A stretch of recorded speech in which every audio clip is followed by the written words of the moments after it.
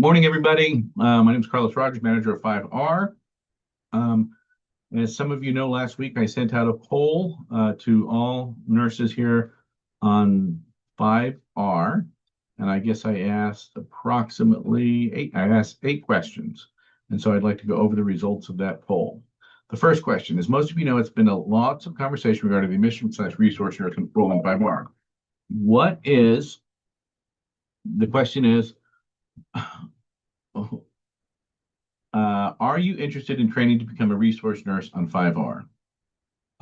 So of the participants asked, only 15% of the nurses on this unit suggested they would be interested in training to be an admission nurse on 5R. One of those nurses was a night nurse, wasn't not even a day shift nurse position.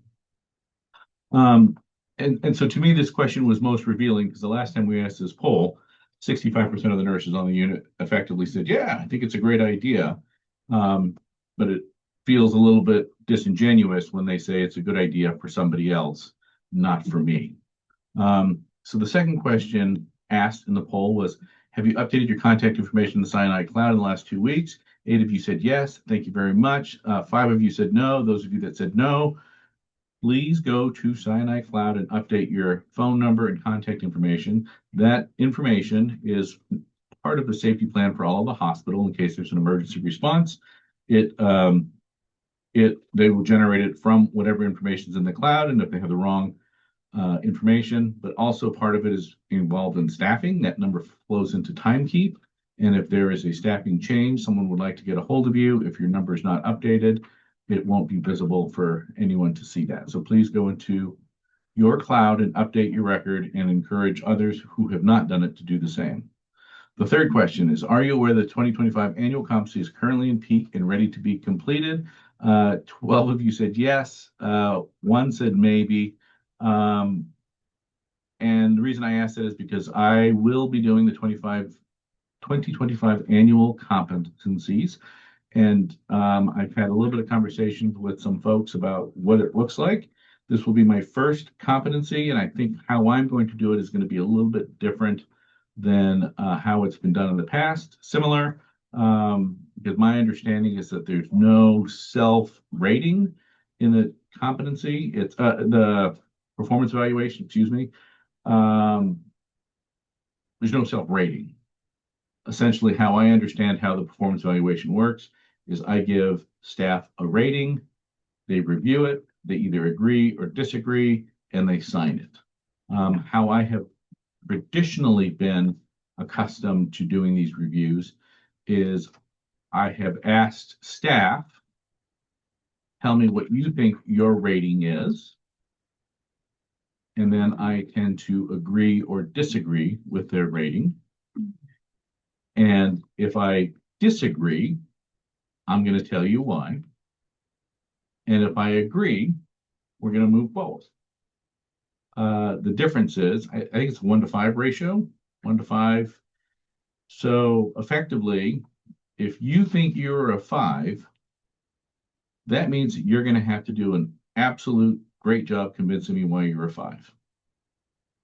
If you think you're a 4, you can do a okay job by sort of writing it out and tell me why you think you're a 4. And if you think you're a 3, we're all moving on, and I'm going to agree with you, and you don't have to even say why you're a 3. And the reason I like to think of it this way is because self-reflection is an important part of a performance evaluation. It's not just the manager's evaluation of an employee, it's an employee's evaluation of themselves to the manager. And so this business of me making assumptions based on you, and then we have a discussion or a fight about it, seems a little back, with all respects to the organization, seems a little bit of backwards thinking. I would prefer every employee here have a little introspection. And if you are a 5, you need to sort of tell me why you're a 5. Like, this is the time to brag about yourself. And this is a time for me to hear your bragging about yourself. And so, if someone says, I'm a 5 because, I think I'm really good. Well, that statement is incongruent with someone who's being a 5. Someone who's being a 5 says something like, I have achieved my certification in my field of practice. I have written publications, national publications on this topic. I am seen as an expert. Oftentimes, I am the go-to person, or I step up when things are, et cetera, et cetera. But to really spend time thinking about your own practice and sort of supporting why you are a 5. Hold on just one moment. Oh, Hey, can you give me 5 minutes? Of course. Yep. Okay. Okay. Next question. Sorry about that. So next question on the poll: have you defined your career goals for 2026? Part of the performance evaluation is I would love everyone to think about what they want to accomplish in 2026. I certainly have some goals individually. I have some goals for this program, but I also have the hope that each and every employee here, I don't care who you are, sort of has some goals. Whether it is, I'm just going to, continue my work in this unit and do the best that I can, versus going to school, versus, completing a practice. Let's sort of think about what your goals are, what you want to do individually here in the workplace. So many of you know that the crisis respite program is opening up in November. And as the crisis respite program opens up, I've been tasked to be the manager of the nursing department in the crisis respite program. And I am looking for nurses who are interested in stepping up to train to do part of the work on the crisis respite program, and as well looking for nurses to train in the outpatient department, working with our very own Ava or Maria, to train to do that work with her. So thank you for the 3 that said yes. I will reach out to you individually. And then the last question is more of a visual kind of thing. What is your biggest motivation for doing this type of work? And so I'd just like y'all to take a look at this. The words that came up are patience. So the biggest motivation for all of us doing this work, for the most part, is patience. Certainly care, people supported, taking small steps, and addiction are part of it, but patients are at the heart of what we do. So I just invite every single nurse to continue to focus on delivering great patient care every single day. Okay, so I have 3 agenda items that I'd like to go over. The first is a conversation that we've had for quite a long time regarding an admission nurse / resource nurse. And we've tried a lot of different techniques. I have listened very carefully to all the nurses.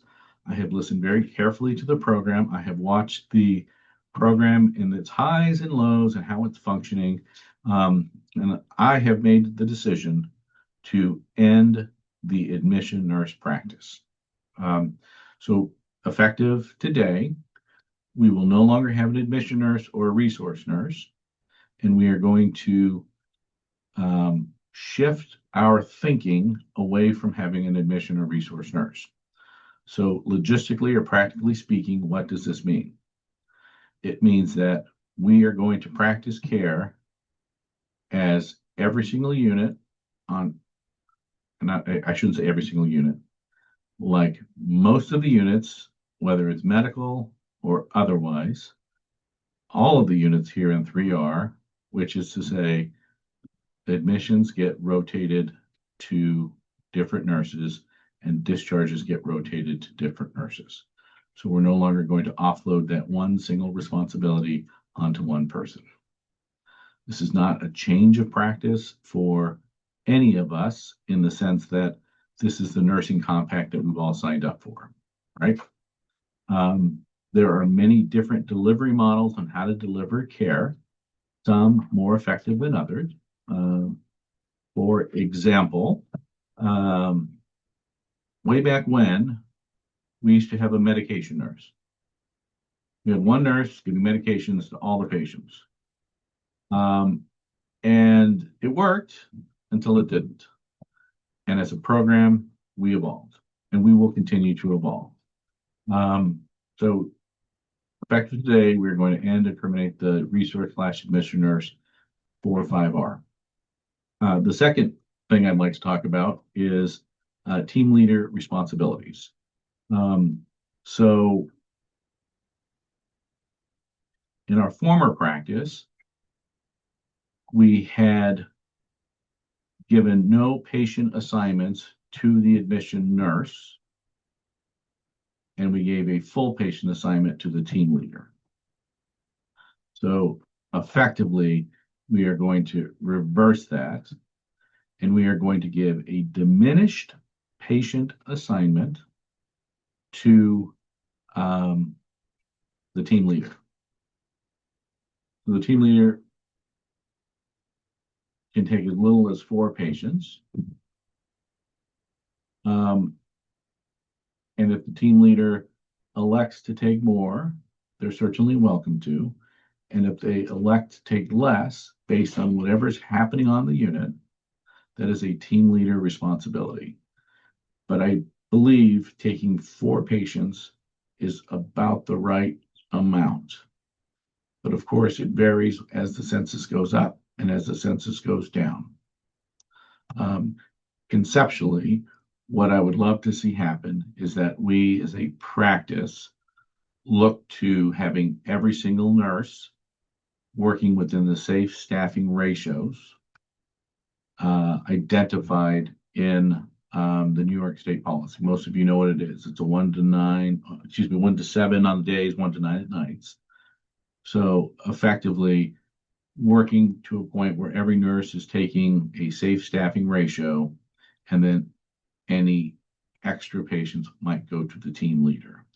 And of course, all of you know that that is a very flexible moving target, because on any given day, a nurse may have 2 scheduled discharges, and then that converts into 4 patients who are leaving from a patient panel. So the team leader is one who is going to look at all of these things and really have a good sense of the patient flow. Now, if a team leader is taking a reduced patient assignment, effectively, they're going to manage the comings and goings similar to how a resource or admission nurse did that. And if a team leader is taking a reduced patient assignment, it gives them the freedom to say, help a nurse who might potentially have 2 discharges at the same time to step up and say, you have the first one, I'll help you with the second one. Or maybe a team leader partners with a nurse to say, I will get the belongings for this patient. If you do I'll get the paperwork, you get the belongings, and I'll meet you in the room and we'll discharge the patient together. Same for admissions. If we have developed a little algorithm for the team leader for like who gets which patients, and there's like a very well-defined kind of grid that we can sort of think about who gets which patients. But as we know, you make a plan and the plan goes to heck. So the team leader can make some independent decisions. If someone's really has like 6 patients, but all of those patients are acute, all of those patients are struggling, all of those patients are not an easy task, the team leader can make independent decisions working with the entire team that maybe that person doesn't take an admission and it goes to another person. Because acuity is an interesting thing in the sense that if you have worked with the same group of patients for 2 or 3 days, and this is your 3rd day of working with those patients, what I know is on day 3, if you're working with the same patients, the acuity of those patients goes down because you're no longer having to go over the medications. You kind of get a sense of who they are. You get a sense of what groups they're going to, what groups they're not going to. You have a relationship with the patients and you understand the needs of the patient. So the acuity very well could go down for someone who has been here like 2 or 3 days in a row, because if you're working with those patients, it's an easier load. I know that, each of you independently as nurses know that, and I'm sure the team leaders will know that. Thankfully, our former resource nurses, Parita and Clarence, have agreed to help out with admissions, to help out with the process, and in some instances may end up taking an admission if all other nurses are tied up. And that's the benefit of having the reduced patient load.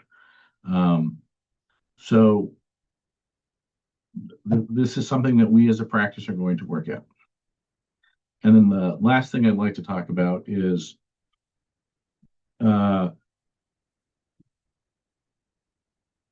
auditing charts. So a few, I guess, months now, I asked the question if nurses thought inter-rater reliability was a good thing, and most of you said it was. Effectively speaking, it is looking out for your colleagues, sort of checking someone else's work. We have done this historically through time, whereas I have asked people, hey, check my work. If I get it wrong, let me know. Give me feedback. Currently, the feedback loop is not yet well formed, and I think there's opportunities to make improvements in the practice. In other words, every admission that gets, every person that gets admitted to this program within 24 hours should have their chart audited to ensure that there are no mistakes made on documentation or otherwise on the admission process. There should be an opportunity to identify if the mistakes are made, how that gets corrected, and then the person that made that mistake should have an opportunity to review that and correct it if it's appropriate. And as a manager, I am less concerned about anybody making a single mistake. I am more concerned about people who are making the same mistakes repeatedly, which demonstrates that you're unable to, a person is unable to sort of learn from their mistakes. So as we grow as a program, we're going to develop tools to ensure that every admission gets an audit, every day shift and night shift has a audit of the notes, and then every discharged patient gets an audit to ensure that when we send the discharge paperwork, it was effectively complete. The chart was complete and there were no found errors, so that if we ever get pulled up historically, that the chart is complete. So stay tuned. We will develop more and more algorithms regarding this. All right. Thank you very much for your time. I appreciate you all very much. We have done some extraordinarily good work here in 5R.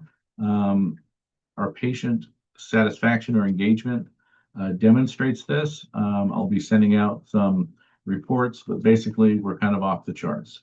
But I'm always going to say, what's next? How can we do better? How can we do better? And as I hope all of you are doing the same. All right, thank you very much. Have a great day today. Good. I was just a little, okay, there you go.